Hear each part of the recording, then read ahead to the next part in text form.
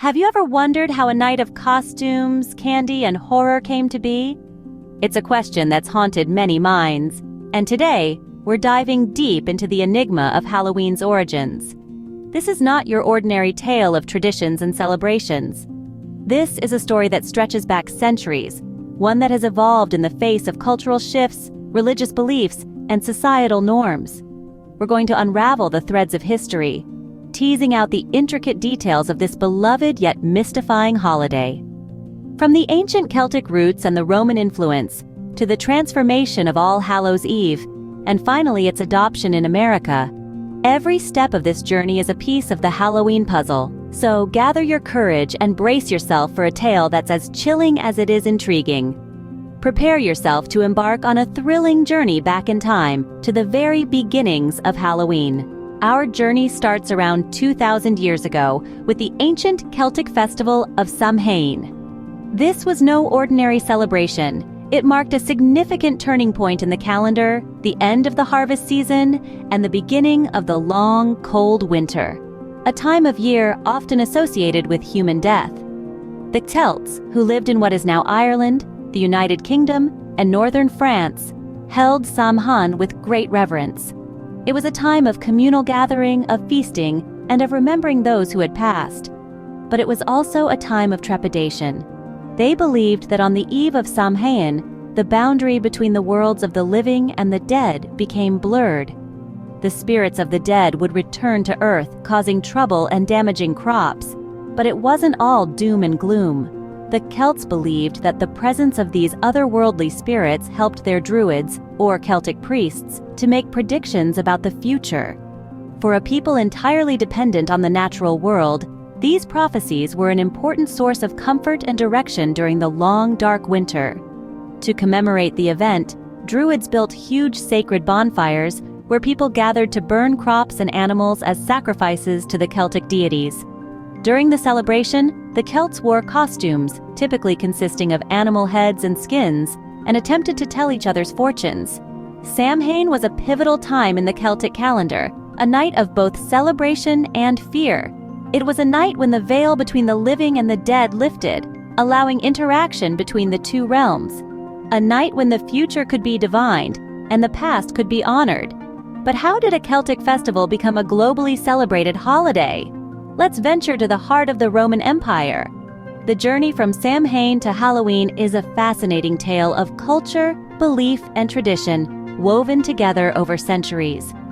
It's a journey that takes us from the ancient Celtic lands through the mighty Roman Empire to the shores of the New World.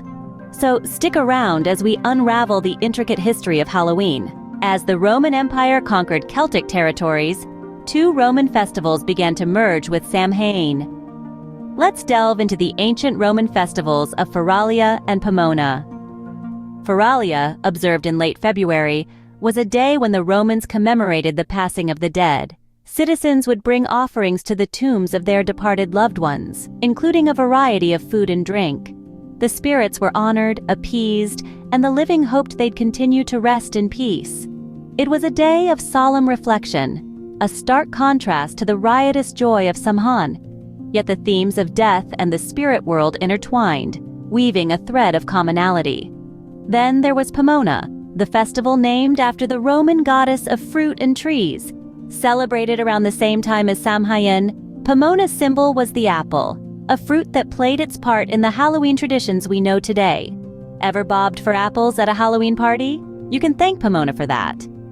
With the Romans ruling over the Celts for 4 centuries, it was inevitable that their customs would blend.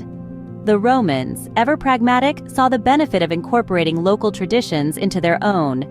They merged Feralia and Pomona with Samhain, creating a hybrid celebration. The commemoration of the dead from Feralia, the apple symbolism from Pomona, and the Celtic honoring of the spirit world all coalesced into one. The Romans' influence seeped into the Celtic celebration, transforming it, molding it into something new yet familiar. The apple, once a symbol of a Roman goddess, became a fun game at a festival of spirits. The honoring of the dead extended beyond the quiet reflection at tombs, becoming a part of a grander celebration. The mingling of these festivals with Samhain laid the groundwork for a tradition that continued to evolve over centuries, a tradition that we now know as Halloween. The stage is set, but the story of Halloween is far from over. Fast forward to the 8th century, and the Christian Church transformed Samhain into All Hallows' Eve. As the influence of the Christian Church grew, so did its desire to integrate and reform pagan celebrations. The Church sought to replace Samhain, the Celtic festival marking the end of harvest and the beginning of winter, with a religious observance. Thus, All Hallows' Eve was born, a precursor to All Saints' Day. This was a time to honor the saints and all those who had passed into the kingdom of heaven. But the Church's attempts to completely supplant Samhain with All Hallows' Eve were not entirely successful. The people held tightly to their traditions and customs. The belief that the veil between the living and the dead was thinnest on this night persisted. So, while the day was spent in prayer and reflection, when the sun set, the old ways came alive. Fires still blazed on hilltops, and people continued to dress in costumes. The disguises served a dual purpose. Not only did they honor the departed, but they also protected the living from malevolent spirits that might be wandering about. Food and drink were left out as offerings for the spirits. This practice eventually evolved into what we now know as trick-or-treating. The living, dressed as the dead, would go from house to house, collecting these offerings. It was a way for communities to collectively remember and appease the spirits of their ancestors. And so, All Hallows' Eve became a blend of old and new, pagan and Christian, a night of reverence and mischief. The traditions of Samhain, the echoes of our ancestors, intertwined with the solemnity of All Saints' Day, creating a holiday like no other. The Church had hoped to erase the pagan roots of this night, but instead, they added another layer to its rich tapestry. The essence of Samhain endured, morphing into a celebration that was at once solemn and joyous, fearful and comforting. But when did Halloween start to resemble the holiday we know today? The answer lies in the 19th century, when waves of immigrants brought Halloween to American shores. Picture this. The year is 1845.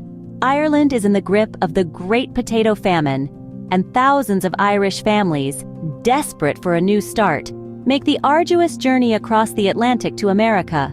They bring with them their traditions, their culture, and their celebrations, one of which is the ancient Celtic Festival of Samhain, the precursor to Halloween.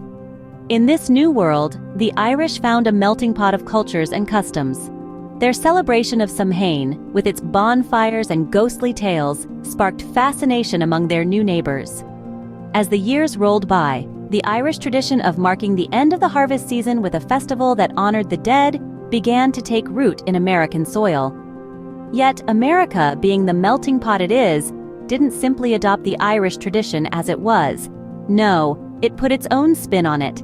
The pumpkin, native to North America, replaced the turnip in the making of jack-o'-lanterns. The American tradition of play parties, where neighbors would share stories of the dead, tell each other's fortunes, dance, and sing, began to incorporate elements of the Irish and British Halloween customs. As the decades passed, the celebration of Halloween evolved even more. It became a community-centered holiday, with parades and town-wide parties. The practice of trick-or-treating, an American innovation, was popularized in the late 1920s and early 1930s.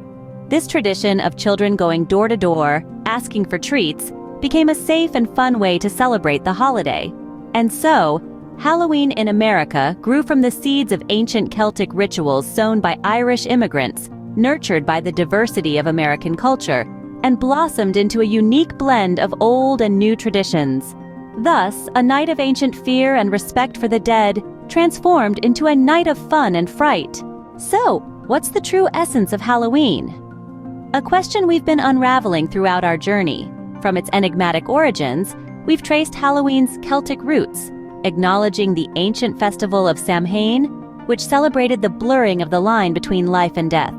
We've seen the Roman influence, their traditions and festivals blending with those of the Celts, adding new dimensions to the celebration. We journeyed through time to All Hallows' Eve, the Christian influence on the holiday, as it spread across continents. We saw its manifestation in America, where it took on a distinct flavor of its own, becoming the Halloween we know and love today. Throughout its evolution, one theme remains consistent: the celebration of that thin line separating life and death. It's a time where we confront our fears, delve into the unknown, and honor the cycle of life and death. At its heart, Halloween remains a night where we confront our fears, celebrate life, and of course, enjoy a good scare.